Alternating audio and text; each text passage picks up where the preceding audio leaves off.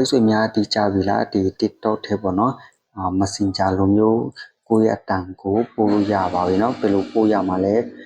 ပို့ရအောင်ဘယ်လိုလုပ်ရမှာလဲဆိုတာကိုကျွန်တော်ဒီနေ့တင်ဆက်ပေးတော့မှာဖြစ်ပါတယ်เนาะကဲမိတ်ဆွေများတို့ကိုယ့်ရဲ့အကောင့်ပေါ့နော်တခြားလူတွေကိုအတန်ကိုပို့လို့ရအောင်ဘယ်လိုလုပ်ရမှာလဲဆိုတာကိုအရင်ဦးဆုံးပေါ့နော်ဘယ်သူနဲ့စကားပြောချင်တာလဲဆိုတာကိုပေါ့နော်ဒါကိုဘယ်လိုလုပ်ရမှာလဲဆိုတာကိုအရင်ဦးဆုံးပေါ့နော်ဒီအပေါင်းကလေးကိုနှိပ်လိုက်ပေါ့နော်အပေါင်းကိုနှိပ်လိုက်ပေါ့နော်ပြီးလို့ရှိရင်အတဲကိုပေးလိုက်ပေါ့နော်ဒီ comment ကိုတခုခုကိုရေးလိုက်ပေါ့နော်ကိုရေးချင်တဲ့စာကိုတခုခုရေးလိုက်ပေါ့နော်ကျွန်တော်အဲ့လိုမျိုးပဲရေးမှာပေါ့နော်အဲ့လိုမျိုးပဲစပီကာပဲပို့မှာပေါ့နော်ဒီလိုမျိုးကိုပို့ပြီးသွားလို့ရှိရင်ဒီနေရာလေးပေါ့နော်ဒီဟာကိုနှိပ်လိုက်ပါပြီးသွားလို့ရှိရင်ဒီ share ဆိုတာလေးကိုတစ်ချက်နှိပ်လိုက်ပေါ့နော်ကဲနှိပ်ပြီးသွားလို့ရှိရင် copy လေးကိုတစ်ချက်နှိပ်လိုက်ပေါ့နော်ကဲအဲ့လိုမျိုးကိုနှိပ်ပြီးသွားလို့ရှိရင်ဒီလိုမျိုးအမှန်ချစ်ပေါ်တာပေါ့နော်ကဲဒီလိုမျိုးပေါ်လို့ရှိရင်ဒီအကောက်ကိုဝင်လိုက်ပေါ့နော်ဝင် sorry နော်ဒီအကောက်ကိုဝင်လိုက်ပေါ့နော်ဝင်ပြီးသွားလို့ရှိရင်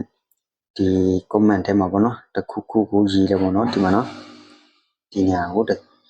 ချင်းပေါ်လာပါပေါ့နော်ဒီလိုမျိုးကိုရေးချင်လဲရေးပေါ့မရေးချင်လဲဒီလိုမျိုးအတန်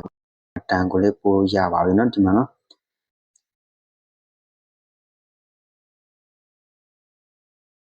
ဒီမှာနော်ဒီလိုမျိုးပေါ့နော်မိတ်ဆွေများတော့ဒီလိုမျိုးကိုစမ်းကြည့်လိုက်ပေါ့နော်ဒီဟာကျတော့ update ကိုထွက်လာတာဖြစ်ပါတယ်နော်ဒါကနောက်ဆုံးပေါ်ပေါ့နော်ဒီမိတ်ဆွေများဒီ TikTok ထဲကိုစာပို့ချင်တယ်ဆိုရင်ကျွန်တော်ပြောတဲ့ကျွန်တော်ပြထားတဲ့အတိုင်းကိုလိုက်နေလိုက်ပေါ့နော်အခုကျတော့ဒါကျတော့ version အတစ်ပေါ့နော်မိတ်ဆွေများတို့ဒီလိုမျိုးအတန်ကိုမပါဘူးဆိုရင်ကိုယ့်ရဲ့ TikTok ကိုဒီလိုမျိုးစကားကိုပြောလို့မရဘူးဆိုရင်Play Store ထဲကိုပြန်တော့လိုက်ပေါ့နော်ဒီ Play Store ထဲကိုကိုယ့်ရဲ့ TikTok ကို update ပြန်လုပ်လိုက်ပေါ့နော်ကိုယ့်ရဲ့ Facebook ကို update ပြန်လုပ်လိုက်ပေါ့နော် update လုပ်တော့ပြီးတော့လို့ရှိရင်ဒီလိုမျိုးပေါ့နော်ဒီလိုမျိုးအတန်ကိုပို့လို့ရမှာဖြစ်ပါတယ်နော်ကဲမိတ်ဆွေများဒီဗီဒီယိုကိုချိန်နေတတ်တယ်ဆိုရင်တခြားလူတွေကိုလည်းတရားလို့မျှဝေပေးခဲ့ကြပါဦးလို့တောင်းဆိုချင်ပါတယ်နော်